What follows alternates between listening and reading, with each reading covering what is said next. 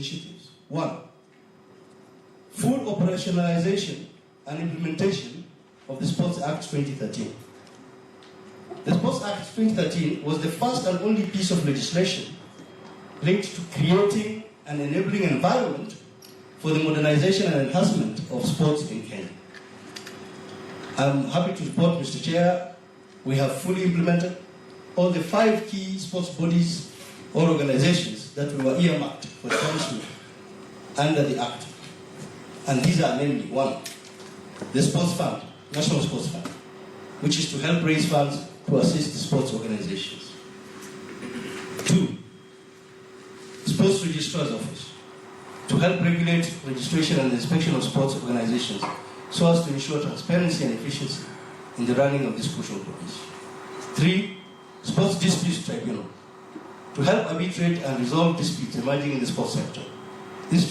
The tribunal, which is under the judiciary, has continued to gain strength with time, hence proving its central role in enhancing sporting environment in Kenya. Sports Kenya, a key agency in the promotion and development of sports in Kenya. In particular, they play a pivotal role in the infrastructural development. Kenya Academy of Sports, an agency focused on the identification, nurturing, and development of sports talents throughout Kenya. And the first phase of the National Talent Center is on its final stage of completion at Kasarani. In addition to the above, we also formed the Anti-Doping Agency of Kenya. The Anti-Doping Agency of Kenya is at the forefront of fighting the doping menace in Kenya. Other things we did quickly, Mr. Chair, is enhancing cash awards for winning athletes. This year alone, as has been announced by our President and Deputy President, we have set aside a budget of 1 billion shillings. And this is an initiative aimed at motivating our athletes and sports people in general so that they can see how their country appreciates them. Number 2, we started direct transfer of allowances to the sportsmen and women, direct into their account. Over the years, our sports people were shortchanged by characters within the sports federations who pocketed allowances meant for the team. And with the direct transfer, we've been able to cut that out. We've also tried to centralize ticketing, because we also realized we either got tickets very expensive or tickets that were never purchased in some cases. So the ministry plays a leading role in booking tickets for our departing teams in consultation with the federations concerned. Other successes of Team Kenya is 2015, we became World Athletics Champions in Beijing. 2015 also, we became World Women Rollerball Champions. We still hold that title. 2016, Mr. Chair, we won the World Rugby Sevens. And between 2015 to now, Kenyan athletes have continued to win more than almost 90% of World Marathon. And volleyball performed exceptionally well last year, winning the zone in Africa and winning gold at all African Games in Congo, amongst many others. So that, Mr. Chair, is the overview, the context in which we are.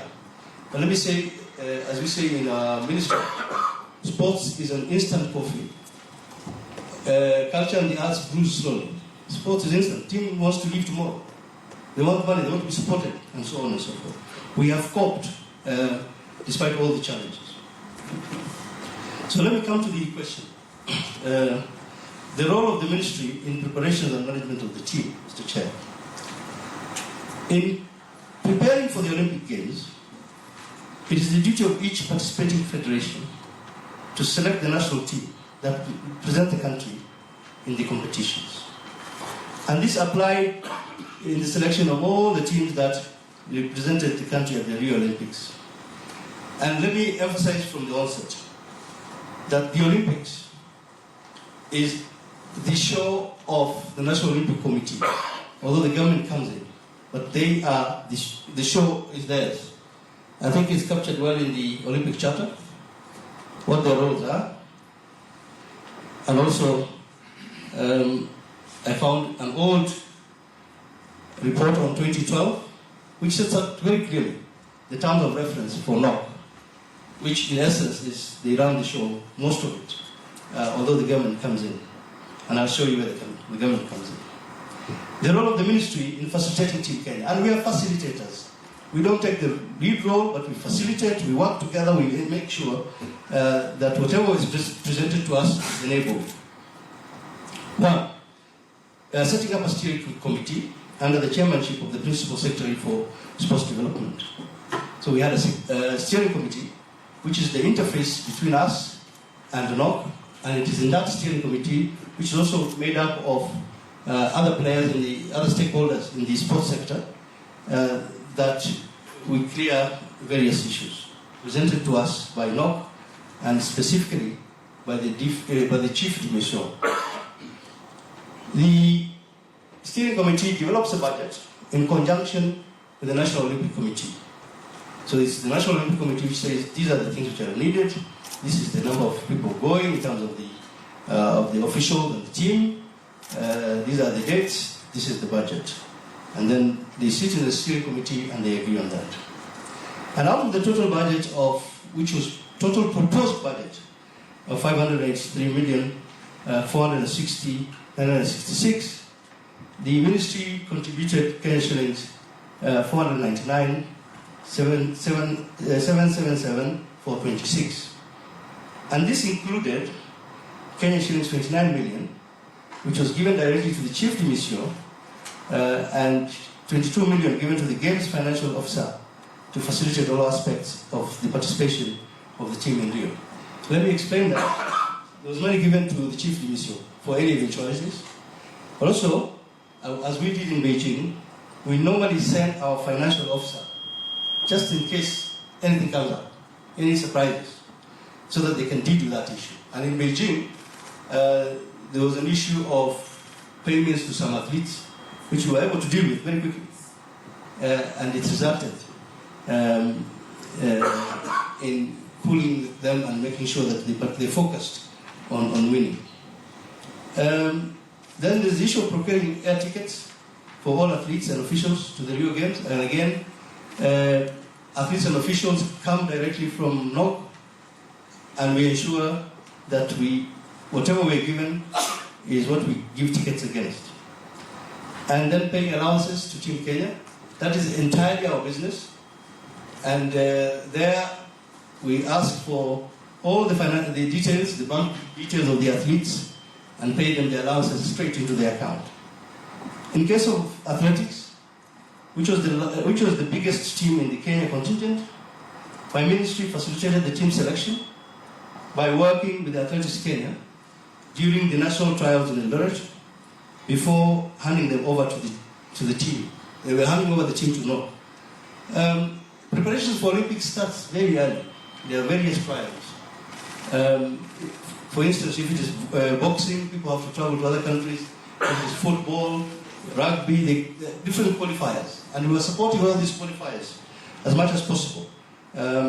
Eventually, when the team is selected, it becomes the team of NOCK, National Olympic Committee. Fast tracking of the anti-doping legislation to ensure that Kenya was in full compliance with the requirements. This was hanging up over us because there was a lot of confusion whether Kenya will go to the Olympics or not. If you're not compliant, what will happen? There was a lot of worry across the country. But also there were reports that were coming out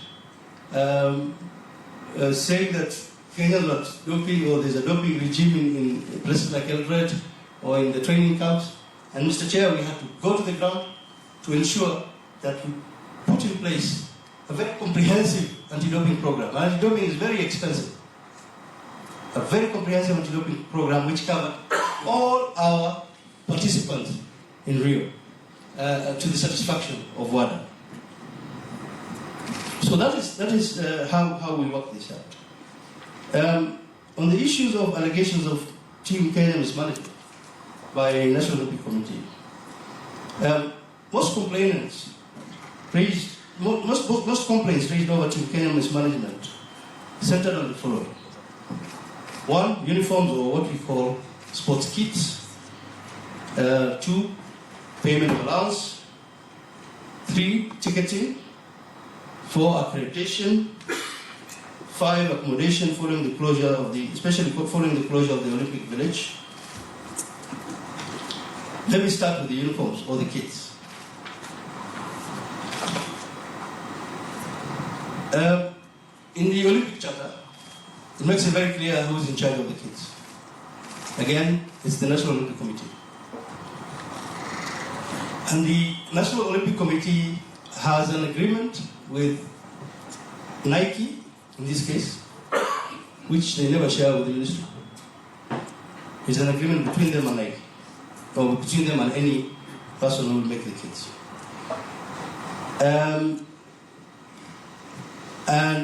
And this is for kitting of Kenyan teams participating in many international games.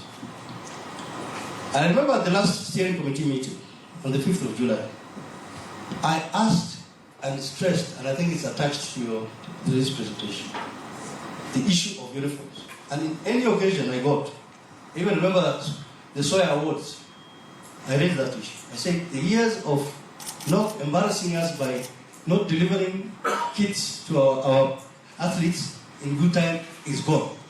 We will hold you responsible if those kits are not available to our athletes. And I was assured during that meeting.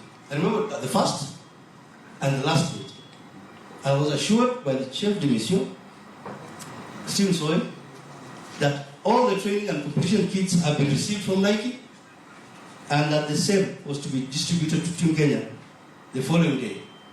And it was going to be done in the right way. But when we reached Rio, I met with the director of Nike, who came to me, and luckily I was also there with the deputy president, and he explained to us, and that's the first time I'm meeting that man. It's called John Capriotti. He said the athletes who never got any kits, they got 3 or 4. While the bags they distributed from Nike, about 1,900 bags. And that each bag had enough items, more than 18, I think, if I'm right, including towels. But what the athletes were given was not even half of what is contained in a bag for one person. And he even came up with a radical solution, saying that in the future, Nike thinks they will be the ones distributing these kits to the athletes themselves. We asked for Nike to send us the agreement that they have with NOCK, and up to now they haven't sent us. They say they were going to consult their lawyers before they send us. So, ministry has no role at all in management of the kits. I think something has to change there. We must be aware of what is going on. We must be made aware. We have no role in distribution of the kits, and so on and so forth. Payment of allowances. I'm informed, fully informed, and this is transmitted through IFMIS, that all the athletes and team officials were paid their allowances in time. And if there's any anomaly, the ministry is there anytime to ensure that it's rectified. One of the challenges we've had before, because this system is relatively new, is some people will give you an account, say cooperative bank, and then they have 2 accounts, so they keep looking at Barclays account while the money is in cooperative. And they say we haven't gotten our money. Others give you wrong accounts, so every time you send the money, it bounces back. And in such cases, we give them checks written to the specific accounts. The issue of ticketing, Mr. Chair. Brazil was always going to be a very difficult place to get to. You either went through Dubai and you spent hours and hours waiting, 9 hours. I was waiting for 9 hours for my next flight. And then you get into a 16-hour flight to Rio. It was complicated. So from the onset, what we did is we worked with the marketing director of Kenya Airways. And he was part of, he was brought into our steering committee, dealing directly with the travel arrangements. And the best bet was going down to Angola, and then from Angola connecting to Rio. And officials of NOCK gave the traveling schedules to Kenya Airways. So this comes from, NOCK will say so and so will run on this day or will need to travel on this day, and that was given to Kenya Airways, who issued tickets against that. The alleged traveling hitch, which which we had when we were in Rio, involving Julius Diego and his coach, were informed, arose because of apparent lack of information from NOCK, which resulted in his coach, Mr. Musunik, being left behind. So we act on information we get from NOCK. Kenya Airways issues tickets against information that they get from NOCK. There was no information which was given to us regarding Mr. Musunik, and that's why he was left behind. However, arrangements were made for him to join the athlete later. And I think Diego was not performing until almost a fortnight later, or 12 days, 10 days later. So there was time for him to catch up. On the issue of accreditation, Mr. Chair, the responsibility of accrediting all members of the delegation rested squarely and fairly with the chef de mission. We have no interface with IOC. We actually depend completely on the chef de mission and NOCK. Once we land in Rio, we're in their hands. And I remember I had I don't know what they call it, I had one accreditation which could not access the village until I am received by the chef de mission and given permission to see the athletes. So I could not even access, because my type of accreditation apparently did not access the village. However, it's worth noting that there are different categories of accreditation which specify the venues accessible to a given athlete or official. And again, because of security, I understand that not everybody can access, for instance, the village because it's a high security place. But issues of accreditation, again, were part of the checklist we had before we left Kenya. Is everything okay? Okay. Is everything okay with uniforms? Yes, it's okay. Until we reached there, and there were hitches here and there. Mr. Chair, the issue of accommodation following the closure of the Olympic Village, and I was already here, so I'm informed that my ministry had given adequate funds to the chef de mission to look after the team. And at no time did he or any other official of NOCK complain that the funds were inadequate. And NOCK management was completely responsible for getting suitable accommodation for the athletes. Again, in the charter, it is their business to offer accommodation. Again, in the TOR of 2012 Olympics, very clear. The business of the chef de mission.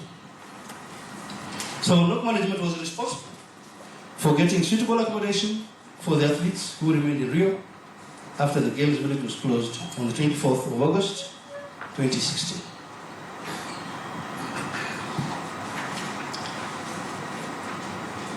On allegations that some members of the Team Kenya spent a night in a substandard hotel in what was described as a slum environment, the ministry wishes to state that there is credible accounts that the said accommodation was of reasonable standard. The slums, favelas, which were pictured in the social media, were those in the vicinity, but not in the apartment itself. I stayed in a place called Nemi, a 3-star hotel. And behind me was one of the biggest favelas. In fact, every time we walked, we removed our watches. We were told this area of Copacabana is dangerous. We were told by the ambassador. And even there's a Portuguese minister who was robbed of everything around them. Favelas are interspersed with the dwellings within Rio. And some of the biggest favelas are next to the richest parts of Rio. See, Mr. Chairman, the legitimacy of disbanding NOCK and transferring its roles to prospect. It is true, as it has been said, the Charter again, that NOCK is an independent and autonomous institution, and autonomous in quotes, as formulated under the IOC Charter. But then, it is the Kenyan public who constitute NOCK. And therefore, it should be guided by the laws of the land. NOCK is not above the law. It does not exist in a vacuum. It must be guided by the laws of the land, which include the Constitution of Kenya, Sports Act, Public Officers Ethics Act, Anti-Corruption and Economic Crimes Act, amongst others. While NOCK was preparing for the Olympic Games, it did so under the steering committee constituted by the Ministry of Sports, Culture and the Arts, and at that point, it was acting as a public body, as a public constituted office. So you're not only independent when you want to, and then when you want money, you come and closer to the government, and the government has not paid this and that. You must be subjected to these laws. Kenya's Constitution, Article 73, 1A, titled Authority Assigned to a State Officer, and Chapter 6 on Integrity and Leadership indicates that the government has powers to intervene in matters overriding public interest. Chapter 9 of the Constitution, entitled The Executive, a reading of 129.1 and 2, as well as 131, shows that the Cabinet Secretary has executive authority to take action against any sporting organization for the public good. And obviously, whatever charters we have, whether it's the Olympic Charter, whatever charter we have, there is the supremacy of Kenya's Constitution. And then there's the moral law, or the ethics, that it would be inadvisable to remain legalistic even when the situation or crisis at hand dictates otherwise. NOCK is not new to controversy. Some of these issues, Mr. Chairman, date back to time we were in high school. This report, which was never tabled in Parliament, the 2012 report, is very damning of some of those characters within NOCK. How long shall we continue with the same people, with the same problems, with the same outfit, expecting different results? Time has come for people like NOCK and others to know that the Kenyan public are tired of sports federations who dim the hopes and dreams of Kenyan youth. The repercussions of the disbandment. I'm aware, Mr. Chairman, of the risk of Kenya being suspended by IOC, and they have written to us a letter, which was actually quite a friendly letter, quite an encouraging letter of the way forward, of a roadmap. And thereby, if we are suspended, we could potentially miss out on the attendant benefits of membership, which includes probably performing in the Tokyo Olympic Games, which is 4 years later.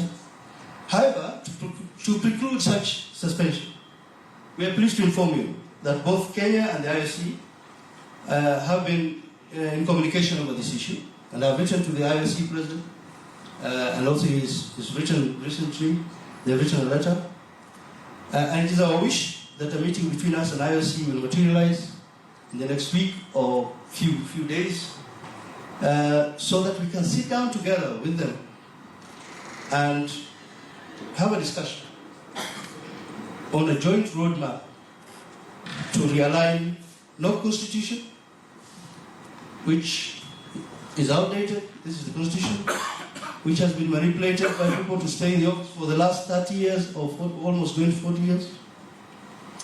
Realign that constitution to the Sports Act and to make NOCK a more inclusive and effective sports federation. NOCK membership is from so many other Olympic Games organizations. And some have been kicked out because they're not friendly to the management which exists. So what we want is a more inclusive NOCK, a more effective NOCK.